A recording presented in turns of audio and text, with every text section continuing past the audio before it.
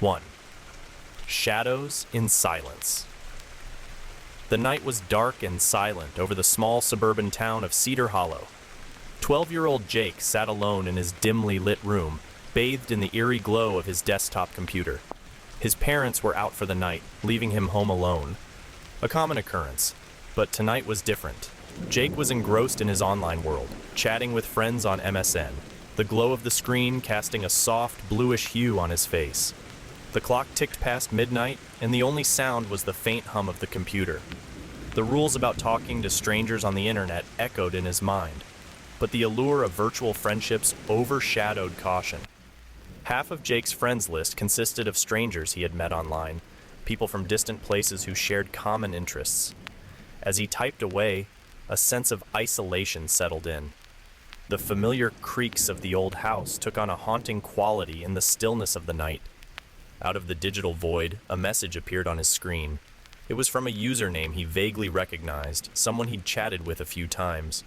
The message was unnerving, detailing mundane activities from the past hour. What Jake had eaten, what games he played, and even when he last stood up. A chill ran down Jake's spine and a knot tightened in his stomach. How could this person know such intimate details of his life? Panic set in as he contemplated the implications. The room was dimly lit, with only the glow of the computer screen illuminating the shadows. Jake's desktop faced a large window that overlooked the quiet street. Suddenly, the sense of being watched overwhelmed him. A paralyzing fear seized him as he considered the possibility that this online acquaintance had somehow breached the digital barrier and invaded his reality. Frantically, Jake scanned the room, peering into the darkness beyond the window. The night outside seemed impenetrable, concealing secrets and potential threats. He couldn't shake the feeling that unseen eyes were fixed upon him. In a trembling voice, Jake messaged his online friend, demanding an explanation. The response came swiftly, describing in unsettling detail the layout of Jake's room, the posters on the walls, and the placement of his furniture. The terror intensified as Jake realized the intruder wasn't merely guessing, but had an intimate knowledge of his surroundings. Heart pounding, Jake ripped the power cord from his computer, plunging the room into darkness. He stumbled to the window, desperately searching for any signs of an intruder. The night remained silent, and the shadows whispered their secrets. Unable to shake the fear, Jake barricaded himself in his room, leaving only a small gap in the duct-taped curtains to peer outside. Every creak of the house, every rustle of leaves, sent shivers down his spine. The night dragged on, the darkness outside seemingly impenetrable. Jake's imagination ran wild, conjuring unseen figures lurking in the shadows. The room felt like a fortress, yet the unease persisted. As the first light of dawn broke through, dispelling the darkness, Jake cautiously emerged from his refuge. The sense of being watched lingered, a ghostly presence that refused to dissipate. The ordeal left a mark on Jake, a permanent scar etched into his psyche. 10 years passed, but the memory of that haunting night endured. Jake, now an adult, still covered every camera on his devices with thick duct tape. The events of that night remained unresolved, a chilling enigma that lurked in the shadows, casting a perpetual veil of uncertainty over his sense of security. And so, the house in Cedar Hollow stood, concealing its own secrets, as the echoes of that night reverberated through the silent corridors of time, leaving questions unanswered and shadows unexplored. Whispers in the shadows. In the quiet town of Ravensbrook, where streets were lined with old oaks and shadows danced under the glow of street lamps, lived a family in a charming house on Maple Street. The Harrisons were a typical suburban family: mom, dad, and their 8-year-old daughter, Emily. Little did they know that a chilling event would unfold one fateful evening when Emily found herself home alone. It was a crisp autumn night, the air tinged with the scent of fallen leaves. The sun had dipped below the horizon, casting long shadows across the Harrisons' backyard. Emily's parents had left for a dinner party, leaving her in the care of the soft glow of the living room lamps and the comforting hum of the television. As the night settled in, Emily's attention was drawn to the kitchen. The trash needed to be taken out, a mundane chore that took on an ominous air in the darkness. Hesitant but dutiful, Emily ventured into the backyard, the sliding glass door creaking behind her. The yard was bathed in moonlight, and the soft rustle of leaves whispered secrets only the night knew. Emily clutched the trash bag, her small frame illuminated by the dim glow from the kitchen window. Just as she reached the edge of the backyard, a sudden unease crept over her. The shadows seemed to thicken, casting an eerie pallor over the familiar surroundings. Ignoring the sensation, Emily leaned over the trash bin, her focus on the task at hand. That's when it happened. A skeletal hand, gnarled and ghostly pale, shot out from the side of the back deck. It grasped Emily's ankle with a vice-like grip, sending shockwaves of terror through her young frame. A guttural gasp escaped her lips as she felt the force trying to yank her into the shadows.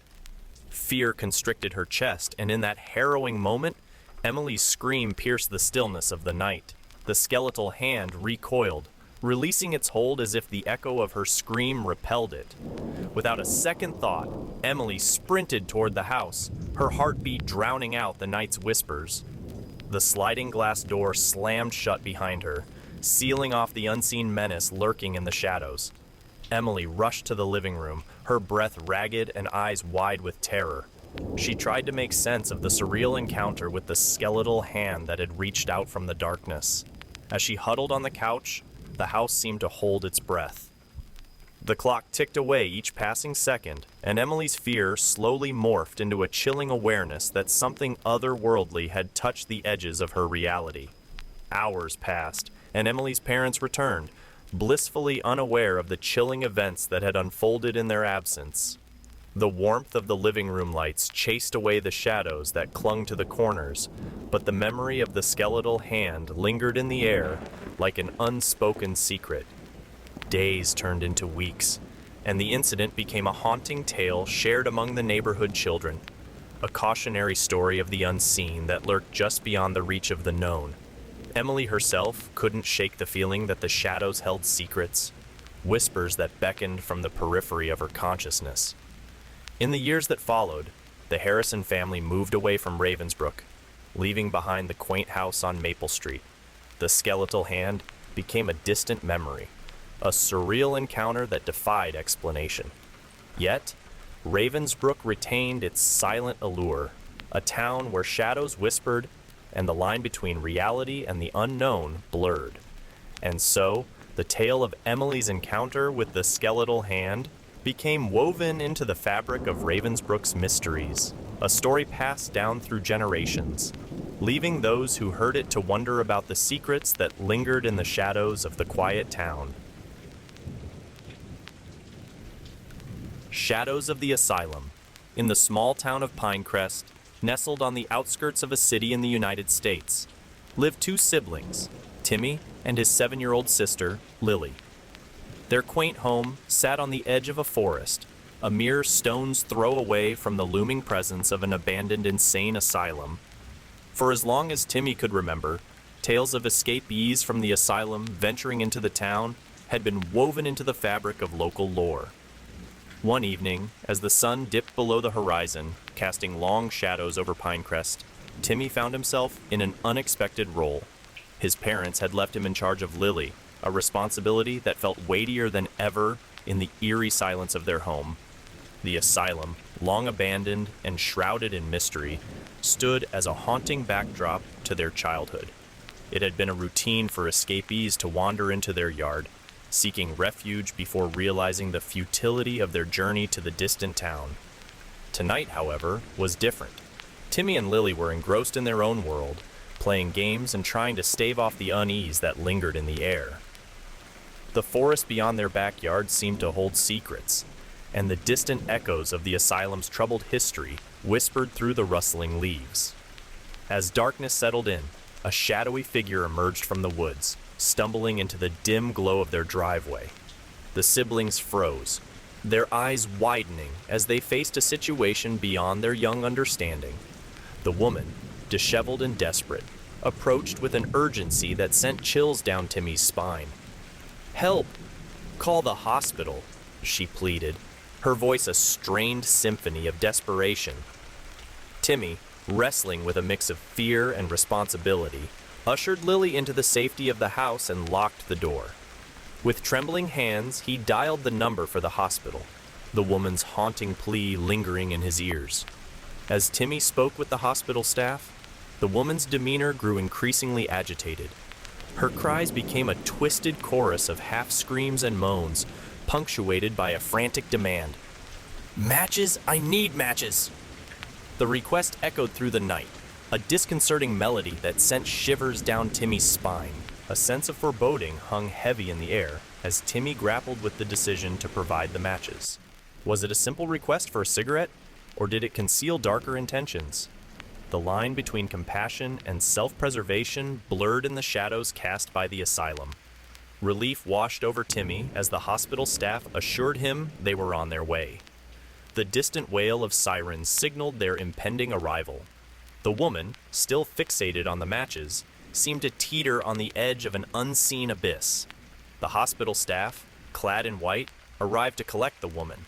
As they led her away, her eyes locked with Timmy's, a cryptic intensity that left an indelible mark on his young soul. The shadows of the asylum whispered their secrets, and the night held the weight of an untold story. With the woman safely in the hands of the hospital staff, the echoes of that unsettling night lingered in Pinecrest. Timmy and Lily returned to their games, the asylum standing as a silent sentinel in the backdrop of their childhood. Years passed and the siblings grew, the memory of that night becoming a distant tale told in hushed whispers. Pinecrest, forever haunted by the specter of the asylum, concealed its secrets in the rustling leaves and the shadows that danced on the edge of perception. And so, the story of Timmy and Lily, entwined with the mysterious escapee from the asylum, became a thread in the tapestry of Pinecrest's enigmatic history, leaving those who heard it to ponder the thin veil between reality and the unseen shadows that lurked just beyond the edge of understanding.